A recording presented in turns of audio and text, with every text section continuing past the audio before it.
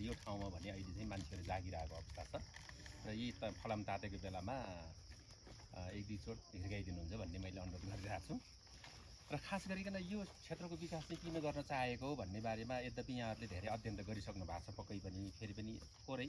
हाम्रो यही ठाउँमा हामीले धेरै पटक चाहिँ अन्तर्क्रिया गऱ्यौँ लुम्पेका विज्ञहरू वडाका प्रतिनिधिहरू अलि अध्ययन गरेका अनि प्रबुद्ध वर्गसित बसेर हामी पुराना कुराहरूको बारेमा समीक्षा गर्दाखेरि यो ठाउँ चाहिँ अत्यन्त महत्त्वपूर्ण भएको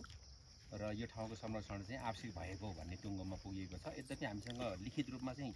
धेरै कुराहरू अन्तर्क्रियालाई हामी राखिरहेछौँ फेरि पनि छोटो रूपमा म यहाँ भन्न चाहन्छु यो हसिङकोटलाई चाहिँ किन ऐतिहासिक र पुरातात्विक क्षेत्र मानियो त भन्ने सन्दर्भमा यहाँ थोरै कुरा मात्र राख्न चाहेँ मैले नेपालको इतिहासलाई हेऱ्यो भने अनि नेपाललाई चाहे विभिन्न किसिमले अध्ययन गर्दाखेरि 3 खण्डमा बाँडेको पाइयो प्राचीन खण्ड मध्यखण्ड र आधुनिक खण्ड यो क्षेत्रमा 2224 राज्यको विकास चाहिँ मध्यकालमा भएको रहेछ नेपालको मध्यकाल भनेको 936 विक्रम सम्वत 936 देखि 1825 सम्मलाई मान्दो रहेछ त्यसमध्ये पनि उत्तरार्धतिर त्यो मध्यकालको पनि अन्तिमतिर 1537 देखि 1825 सम्म 2224 राज्यहरू नेपालमा थियो नेपालकै बीच भागमा यो भागमा 24 राज्य योभन्दा कडाली क्षेत्रमा चाहिँ 22 राज्यको चाहिँ त्यो स्वतन्त्र रूपमा छुट्टिँदा त्यस्तो भएको हामीले चाहिँ अथवा सबैले यो इतिहास भेटिएको छ र यहाँ पनि यो 1537 देखि 1825 भित्र हेर्दा करिब चाहिँ हाम्रो चाहिँ विभिन्न विज्ञहरूको चाहिँ लिखित दस्तावेजलाई हेर्दाखेरि 1815 तिर यहाँ चाहिँ राजा आएको हुनुपर्छ भन्ने चाहिँ छ यो भार्सेको चाहिँ डाक्टर मिन सिरिजको त्यसपछि आएर चाहिँ अरूको पनि हैन हेर्दाखेरि यो गुल्मी दर्पणमा चाहिँ पनि हेर्दाखेरि र हाम्रो प्रदीपजीले चाहिँ धेरै पहिले अध्ययन गरेर कैरन पत्रिकामा लेखे अनुसार चाहिँ 1810 देखि 1815 भित्रमा यहाँ राजा बस्न आएको चाहिँ देखिन्छ र यो पुरातत्व विभागको अनुसार चाहिँ के देखिदो रहेछ भने 1850 वरिपरिमा यस्तो गढीहरू नेपालमा यस्तो चाहिँ ट्रेन्सहरू चाहिँ बढी निर्माण भएको चाहिँ अभिलेख चाहिँ पाइन्छ सम्भवतः त्यही 1850 देखि लिएर त्यही वरिपरिमा यहाँ पनि त्यो बनेको हुनसक्छ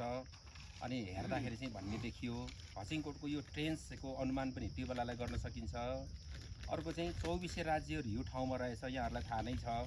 यता चाहिँ पूर्वको त्रिशुली नदीदेखि यो राप्ती नदीको बीचको 24 वटा राज्यलाई 24 राज्य भन्दो रहेछ यो 24 राज्यभित्र चाहिँ हामी पर्ने भयौँ र खस राज्यहरू योभन्दा अगाडि खस मल्ल राज्य रहेछ डोय राज्य रहेछ इतिहास हेर्दाखेरि उनीहरू टुक्रिएपछि स्वतन्त्रताको नाममा टुक्रिएपछि 24 राज्य बनेको भन्ने चाहिँ इतिहासमा भेट्न चाहिँ पाइन्छ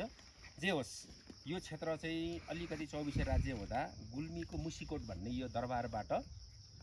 यहाँ राजा आएको भन्ने गुल्मी दर्पणमा चाहिँ भेटियो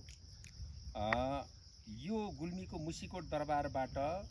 अनि चाहिँ इन्द्रसिंह राजाका 5 भाइ छोरा मध्ये चौथो छोरा गुमाने भन्ने पनि भेटिन्छ कतै अनि गुमान सिंह भन्ने पनि भेटिँदो रहेछ अनि उहाँ चाहिँ लुम्पेक गएको भन्ने चाहिँ त्यहाँ अभिलेख छ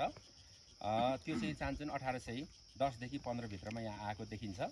जे होस् भार्सेका मिन बहादुर सिरिजले पनि हसिङकोटमा राजा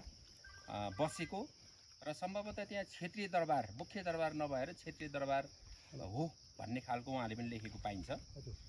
र जे भए पनि यहाँको सबुत प्रमाणलाई हेर्दाखेरि यो दरबार गहिरी यहाँको ट्रेन्स यहाँको पर्खाल यहाँ नजिकैको रानी पोखरी अनि घुमाउने कुलो यहाँ बाकसे ढुङ्गा त्यसपछि आएर रानीले नुहाउने चाहिँ रानी पोखरी अनि आलमथान अनि यही डाँडोमा चाहिँ हसिङकोट चाहिँ कोट भनेको हतियार राख्ने चाहिँ मन्दिर रहेछ यो मन्दिर चाहिँ तलको डाँडामा सारिएको भनेर त सबैले नै भन्नुभयो अब अलिकति किंवदन्ती हेर्दाखेरि त अब हतियार चाहिँ फेरि उतालाई जाने फेरि हतियार बस्न नमानेर यहीँ आउने फेरि उता जाने भन्ने पनि छ त्यो जे होस् त्यो अलि आध्यात्मिक कुरा होला यहाँबाट कोट चाहिँ त्यहाँ सरेको भन्ने प्रमाण छ यिनै चाहिँ ऐतिहासिक प्रमाणका आधारमा यो क्षेत्र महत्त्वपूर्ण छ र यो क्षेत्रको संरक्षण गर्नुपर्छ पुरातत्त्वविदहरूलाई ल्याउनको लागि यहाँहरूबाट हामीलाई के चाहिँ सहयोगहरू भनौँ न कसरी जाउँ भन्ने चाहिँ सुझावहरू दिनुहुन्छ भन्ने किसिमबाट यो अन्तर्क्रिया अगाडि बढाइएको हो जे होस् प्रशस्त मात्रामा यो ठाउँमा राजा बसेको प्रमाण भेटिएको हुनाले यो ठाउँको संरक्षणमा सम्वर्धनमा अगाडि जाने र हाम्रो केही टिमहरूले अब यसको बारेमा अध्ययन पनि गर्ने, इतिहास पनि खोज्ने, अझै धेरै पटक चाहिँ अन्तर्क्रिया गर्ने र अलिकति आधिकारिक प्रमाणहरू चाहिँ हामी लिखित रूपमा चाहिँ अगाडि बढाउने भन्ने भएको छ र